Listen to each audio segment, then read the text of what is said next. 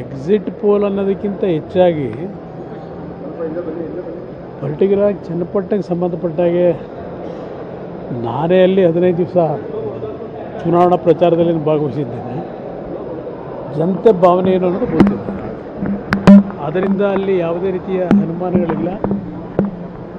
ಜನತಾದಳದ NDA ಅಭ್ಯರ್ಥಿ ಗೆಲ್ತಾರೆ. ಮಹಾರಾಷ್ಟ್ರ ಆ ಕಡೆನೂ ಕೂಡ ಎಕ್ಸಿಟ್ ಪೋಲಲ್ಲಿ NDAಗೆ ಬಹುಮತ ಅಂತ ಬರ್ತಾರೆ. ಬಹುಶಃ ಎರಡೂ ರಾಜ್ಯಗಳಲ್ಲೂ BJP ಅತ್ಯಂತ ಹೆಚ್ಚಿನ ಒಂದು ಜನತೆ ಆಶೀರ್ವಾದದೊಂದಿಗೆ ಮತ್ತೆ ಅಧಿಕಾರಕ್ಕೆ ಬರ್ತಾರೆ ಅಂತಕ್ಕಂಥದ್ದು ಎಲ್ಲರ ಭಾವನೆ ಇದೆ. ಉತ್ತರ ಸರ್, ರೇಷನ್ ಕಾರ್ಡ್ ರದ್ದು ಮಾಡಿರೋ ವಿಚಾರ ಕುರಿತಂತೆ ರಾಜ್ಯ ಸರ್ಕಾರ ಕೇಂದ್ರದ ಮೇಲೆ ಬೊಟ್ಟು ಮಾಡ್ತಾ ಇದೆ ಸರ್. ಕೆಲವೊಂದು ಮಾನದಂಡಗಳ ಆಧಾರದ ಮೇಲೆ ಕ್ರೈಟೀರಿಯಾ ಕೊಟ್ಟಿದೆ, ಆ ಆಧಾರದಂತೆ ನಾವು ಪಾಲನೆ ಮಾಡ್ತಾ ಇದೀವಿ ಅಂತ ಹೇಳ್ತಾ ಇದ್ದಾರೆ ಸರ್.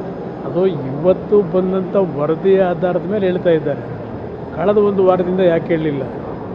ಕರ್ನಾಟಕದಲ್ಲಿ ಈ ವಿಷಯದಲ್ಲಿ ಸರ್ಕಾರ ತೆಗೆದುಕೊಂಡಂಥ ನಿಲುವುಗಳೇನಿದೆ ಅದರ ಮೇಲೆ ಜನತೆಯ ಒಂದು ಪ್ರತಿಕ್ರಿಯೆಗಳೇನು ಬಂತು ಕಳೆದ 2-3 ದಿವಸಗಳು, ಅದು ಉತ್ತರ ಕೊಡಲಿಕ್ಕೆ ಆಗದೇ ಇರತಕ್ಕಂಥ ಪರಿಸ್ಥಿತಿ ಬಂತು.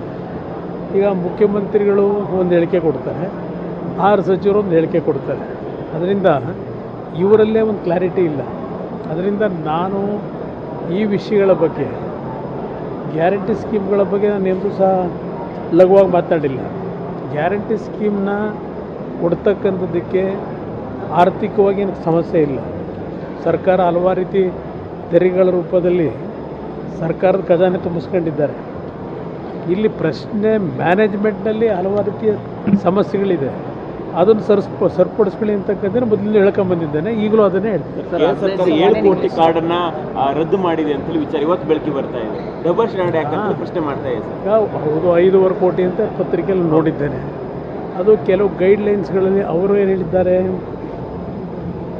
ಕೇಂದ್ರ ಸರ್ಕಾರ ಹೇಳಿರ್ತಕ್ಕಂಥದ್ದು ಈಗ ಇತ್ತೀಚೆಗೆ ಏನು ಈಗ ನಮ್ಮ ಕೆಲವು ಆಧಾರ್ ಕಾರ್ಡನ್ನು ಲಿಂಕ್ ಮಾಡಿರ್ತಕ್ಕಂಥದ್ದೇನಿದೆ ಅದರಿಂದ ಕೆಲವು ಜಿನೇನಿಟಿ ಏನಿದೆ ಅನ್ನೋದು ಗೊತ್ತಾಗ್ತಿದೆ.